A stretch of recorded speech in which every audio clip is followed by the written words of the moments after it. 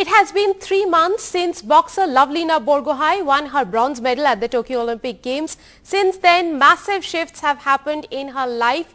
But one thing that has remained constant is her obsessive search for the Olympic gold medal. She is already back to training for that, training on her own after her coach Bergamasco quit following a fallout with the Boxing Federation. I am joined by the Olympics bronze medalist at this hour to track her story since her medal in Tokyo. Thank you very much, Lovelina, for joining us on the broadcast. Well, 3 months have passed since the moment you won the bronze medal. Your scream in the ring is an indelible memory for me and for many of us. You aren't the kind to do such things in the ring, public display of emotion. How did this come out?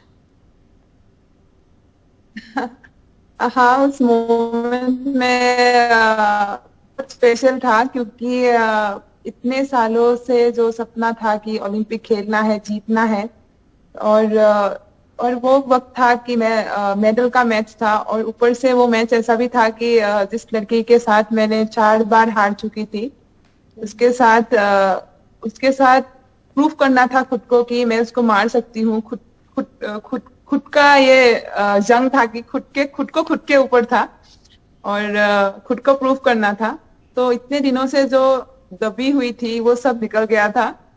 Lovelina, you had lost to this Taiwanese opponent Chen Nian-Chin 4 times. Every time you lost, a coach gave you a new suggestion, a new strategy. But this time around, it seems that you played with your own strategies. Am I right? हाँ, क्योंकि coach हर coach का अलग अलग नजरिया होता है। उनको लगता है कि वो जो बोल रहा है वही सही होते हैं, वही मतलब उसी से मैं जीत सकती हूँ।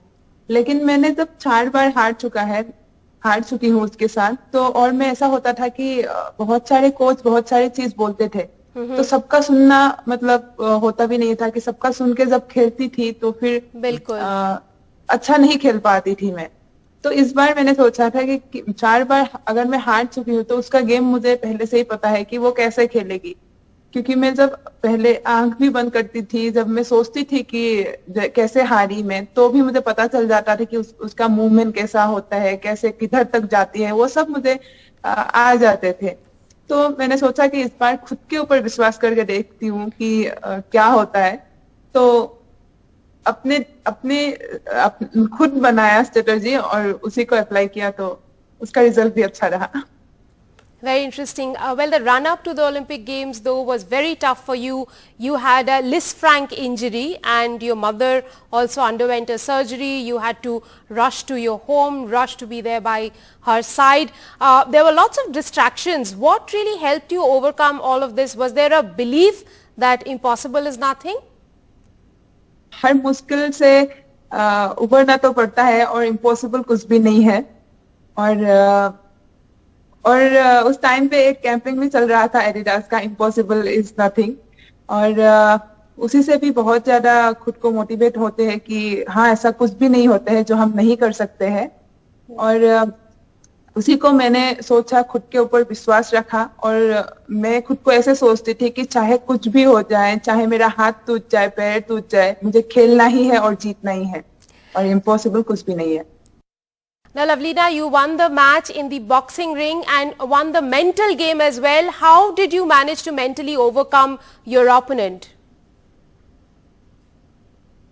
वैसे पहले मैं खुद मतलब मेरे माइंड को बहुत ज्यादा कंट्रोल करती थी कि ऐसा नहीं करना चाहिए, ये करने से गेम में इफेक्ट पड़ेगा, या फिर अभी मैं अगर सैटरडे संडे हमें रेस्ट मिलता है तो उस टाइम पे भी मैं थोड़ा सा भी अगर बाहर घूमने जाऊं तो मुझे लगता था कि मेरा गेम में इफेक्ट पड़ेगा, या मैं कुछ ऐसा मतलब जो नहीं खाना चाहिए वो खा दूं, कि कभी मैंने पिज्जा या बर्गर खा दिया तो खुद को लगता था कि ये मेरा गेम में इफेक्ट पड़ेगा। लेकिन इतना मैं सोचती हूँ कि लास्ट में जब ओलंपिक से 3-4 मंथ पहले मैंने सब कुछ छोड़ दिया और मेरे माइंड को बस खुला छोड़ दिया कि जो अच्छा लगता था मैं वही करती थी, जो मुझे जैसा सही लगता था मैं वही करती थी।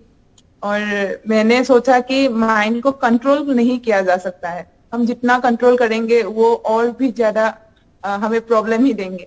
तो जब मैंने खुला छोड़ दिया तो मेरे साथ सब अच्छा होने लगा। हाँ, इंजरी थी, लेकिन इंजरी को भी मैंने ज्यादा स्ट्रेस नहीं लिया कि ठीक है चल जाएगा, कर लूंगी। बस ऐसे ही किया मैंने। Very interesting thoughts there. Lavlina says that she let her mind free and she allowed it to be the way it wanted to be, and that fetched her the bronze medal. Now, tell us, how are things after Coach Bergamasco's departure? What suggestions did he give you before leaving, and how exactly did it shape up for you under him? अभी तो बहुत मतलब पूरा अभी तक वो हुआ ही नहीं है कि कैसा क्या होगा। सर चले गए हैं, लेकिन फिर आएंगे कि नहीं, कि पूरा नहीं पता है। किसी के पास भी इसका आंसर नहीं है, अभी मेरे पास तो नहीं है। और उन्होंने तो बहुत कुछ सिखा के गए हैं। जितना उनके साथ जो जर्नी थे बहुत अच्छा गया, बहुत बहुत सारी चीज सीखने को मिला। और बॉक्सिंग में भी हो और नॉर्मल लाइफ में भी बहुत सारी चीज सीखा।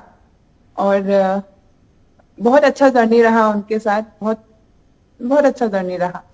लवलीना, करीब करीब 3 महीना हो गया है। Have you gone back to training?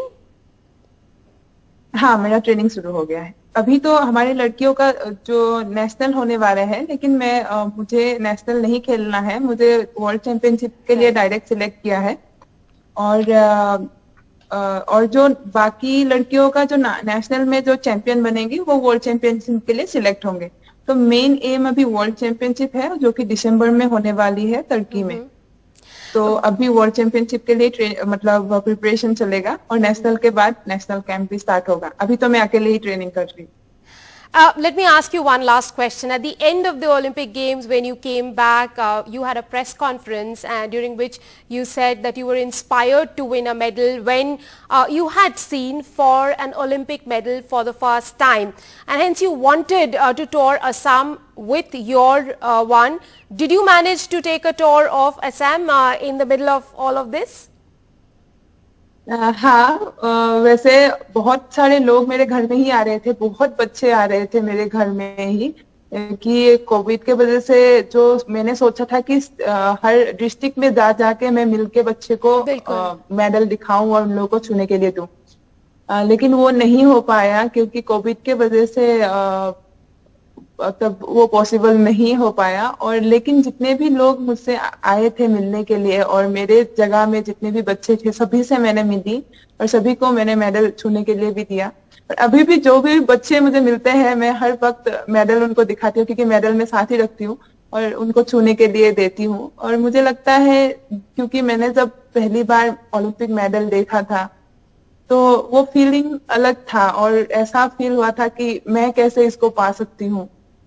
तो मुझे लगता है कि जो बच्चे भी अगर मेडल को देखेंगे और छुएंगे तो उनके मन में भी ये होगा कि मुझे भी ओलंपिक जाना है और खेल के मेडल लाना है। तो उस टाइम पे मुझे ये लगा कि ये अच्छा होगा बच्चों के लिए। Lavlina, I'm sure your thoughts and actions are going to inspire a generation of boxers. Thank you very much for joining us on the broadcast. We shall continue to follow your journey from Tokyo to Paris.